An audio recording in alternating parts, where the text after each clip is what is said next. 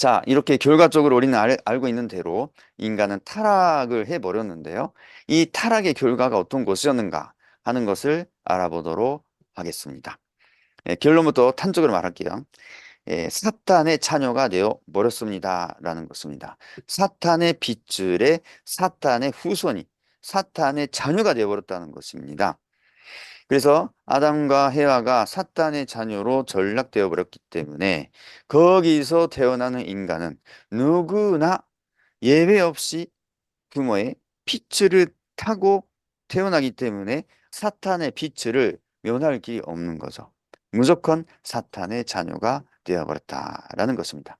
그래서 성경을 보면 마귀의 자식이라고도 하고 뱀이요 독사의 자식들아라고 말하고 있는 것입니다.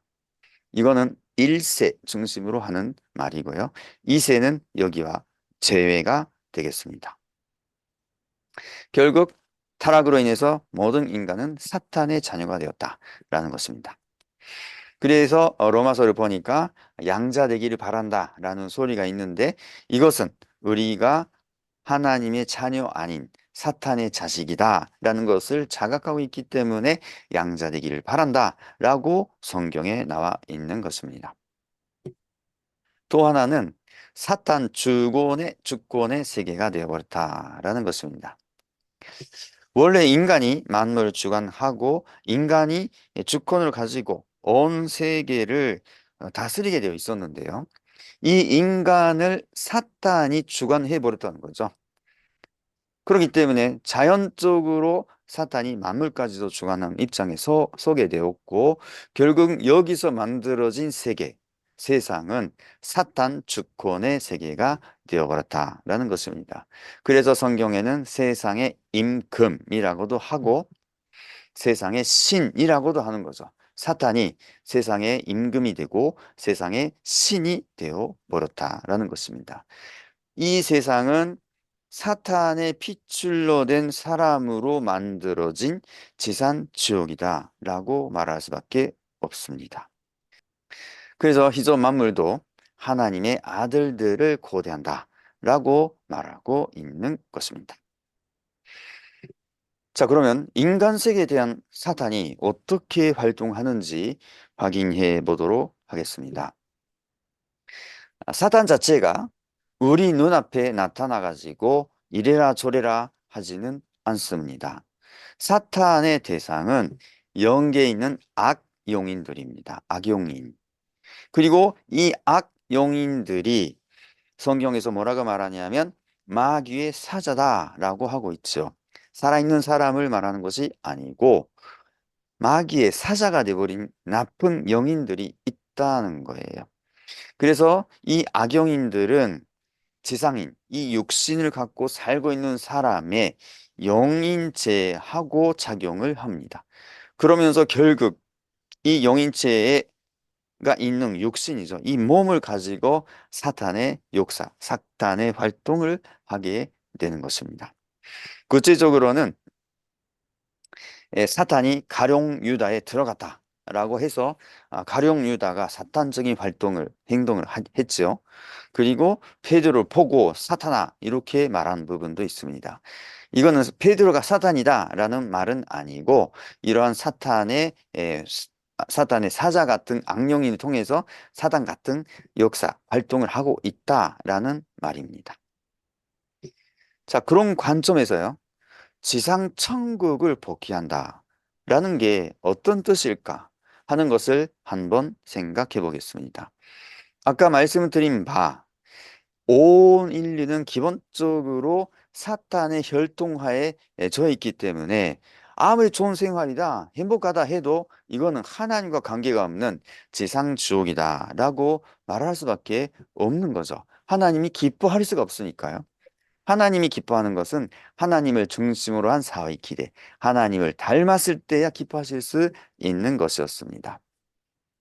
그래서 이 온 인류가 지상 천국을 복귀하기 위해서는 먼저 사탄과의 상대 기준을 끊고 하늘과의 상대 기준을 복귀하여 그리고 전 인류가 자유의지와 본인들의 책임 분담으로 인하여 말씀을 찾아 이 말씀을 찾아서 사탄을 자유굴복할 때에 드디어 창조 본연의 인간으로 복귀되고 전 인류가 복귀되면 바로 지상 천국이 거기에 이루어진다. 지상 천국이 복귀된다라고 말할 수가 있습니다. 자, 여기서 성신의 역사와 악신의 역사에 대해서 말씀 들어보겠습니다. 예, 성신이라는 것은 하나님과 선 영인들 그리고 천사들입니다. 하나님 편 천사들. 예. 그리고 악신이라는 것은 사탄과 물론 그 천사들도 있겠지만 악용인들 이걸 돈들어서 악신이라고 합니다. 그래서 역사적으로는 성신 하나님인 하나님과 선영인들 천사들이 인간에게 역사를 해왔고 악신, 사탄, 악영인들도 아까 말씀드린 것처럼 인간에게 역사를 해 온 것입니다. 그런데 성신의 역사는 성신이 역사하게 되면 평화감이라든가 정의감, 그리고 건강이 증진되는 거고요. 악신이 역사를 하면 불화, 공포, 이기심, 건강을 해치게 된다는 것입니다. 그래서 이것은 이 현상을 보고 어느 정도 판단을 하는 수밖에 없습니다. 그런데 여기서 중요한 것은 선신, 악신을 이렇게 흑백처럼 나눌 수가 없다라는 것입니다. 왜 그러냐? 인간은 선과 악의 중간 위치에 있다는 거죠. 여러분도 생각해 보시면 느낄 때가 있을 건데 가끔 선한 마음을 살다가도 가끔 사심이 생길 때도 있지 않을까요? 물론 양심, 본심으로 이겨내겠지만 그런 마음이 들 수 있는 거죠. 그랬을 때 악신이 들어오는 것이죠. 어쨌든 이 인간의 마음 자체가 선도 되고 악도 되기 때문에 당연히 선신도 악신도 역사를 하게 된다는 거죠. 그 결과 성신의 역사지만 악신의 역사를 교맹할 때가 있고요. 악신의 역사도 기간을 지나서 보면 성신의 역사를 겸행할 때도 있다라는 것입니다. 이것을 잘 구별하기 위해서는 그 결과를 통해서 원리를 잘 알아야 구별할 수가 있다라고 말할 수가 있겠죠. 자, 그러면 죄에 대해서 정리해 보겠습니다. 예, 사탄과 인간 사이에 있어서 상대 기준을 조성해서 수수작용할 수 있는 조건을 성립시킴으로써 천법에 위반하는 것이다. 이것을 죄라고 할 수가 있습니다. 가장 핵심적 죄가 원죄라고 하는데요. 천법 위반의 맨 처음에가 원죄입니다. 천법 위반. 예, 원래 천법은 하나님을 중심으로 해서 사회 기대를 이루는 것이 선의 기준이거든요. 그런데 아담 헤아의 아담 헤아는 근본에 있어서 타락해 버렸기 때문에 근본에 있어서 사탄을 중심으로 한 관계를 맺어버렸다는 거죠. 그런 면에서는 그 전제 자체가 천법 위반이 되어 있다라는 것이죠.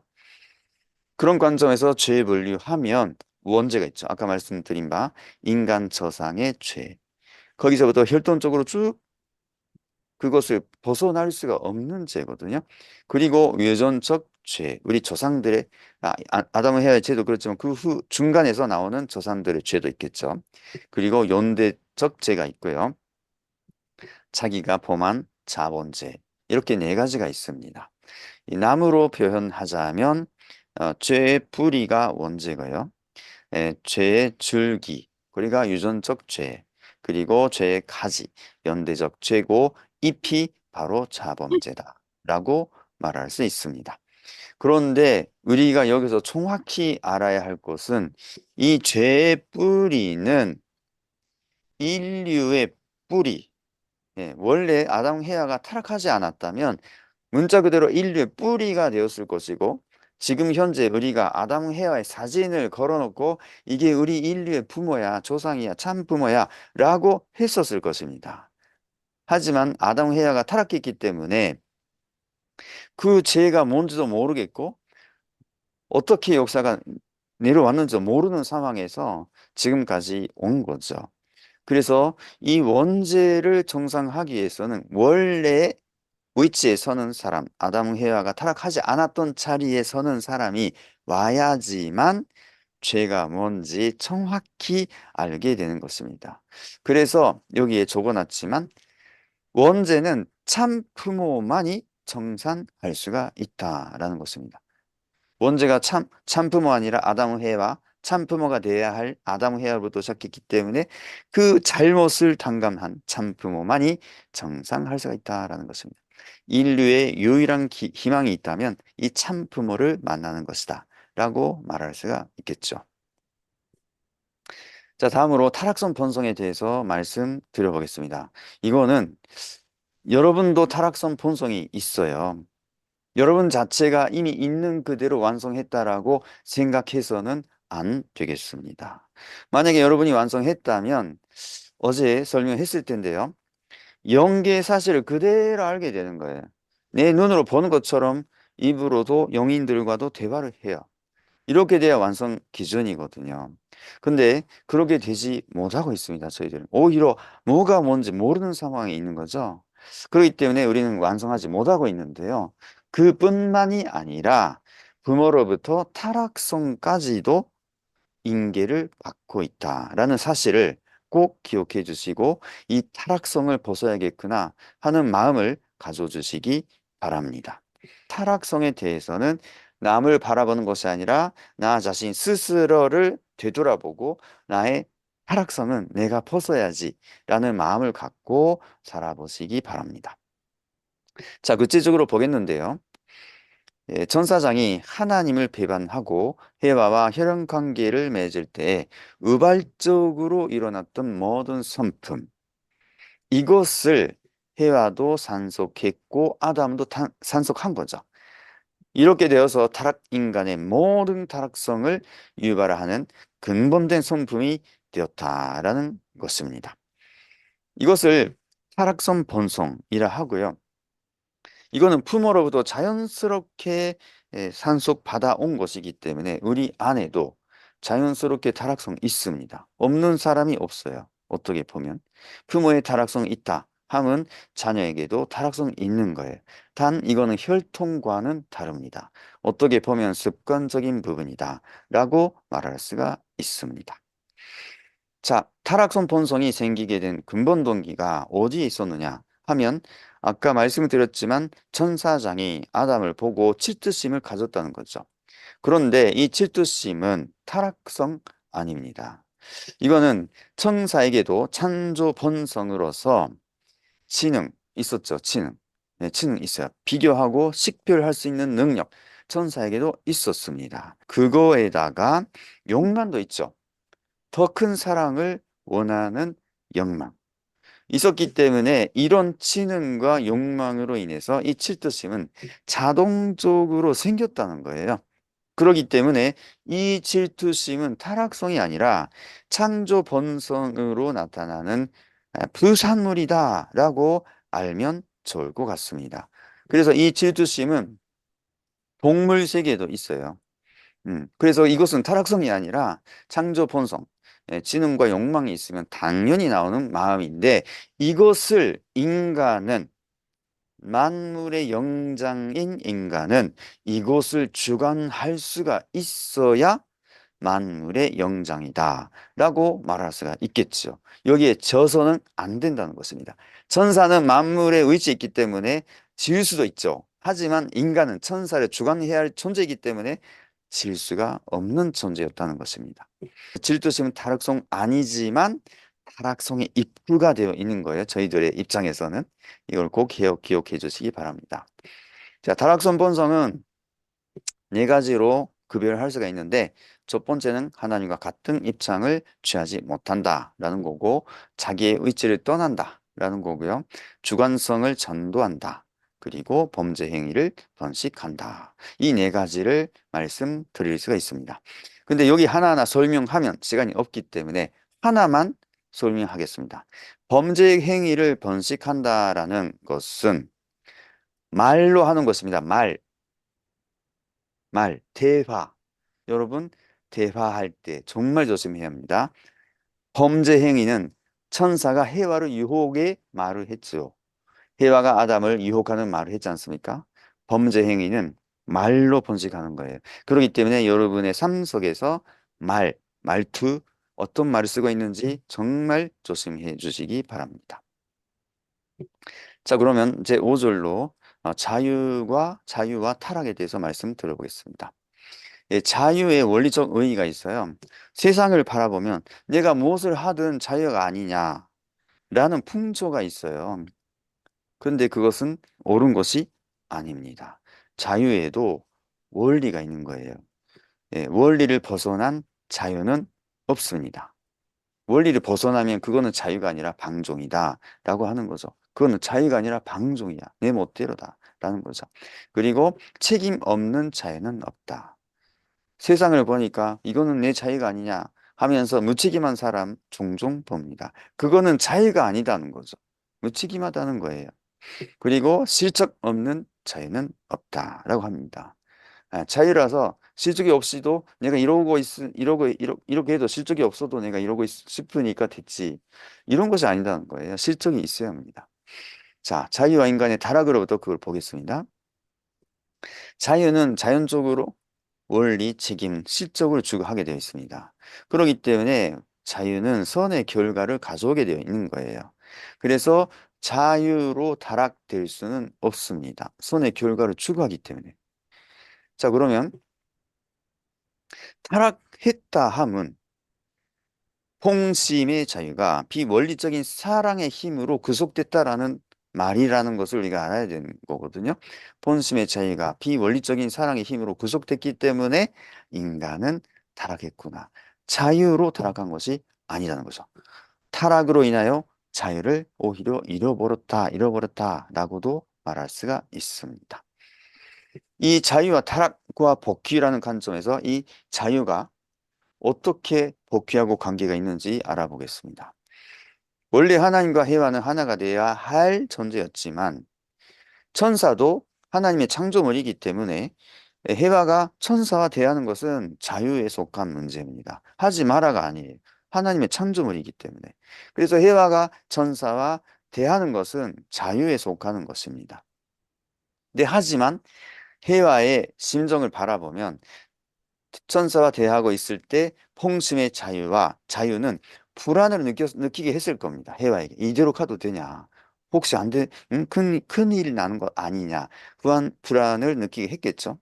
하지만 해와가 그 마음을 느끼면서도 천사와의 관계를 더 깊이 해 가다가 생겨난 사랑의 힘으로 인해서 타락한 거예요. 아까도 말씀을 드렸지만 타락의 원인은 사랑의 힘이지 질투심이라든가 감소감이라든가 자유 때문에가 아니라는 것 정확히 기억해 주시기 바랍니다.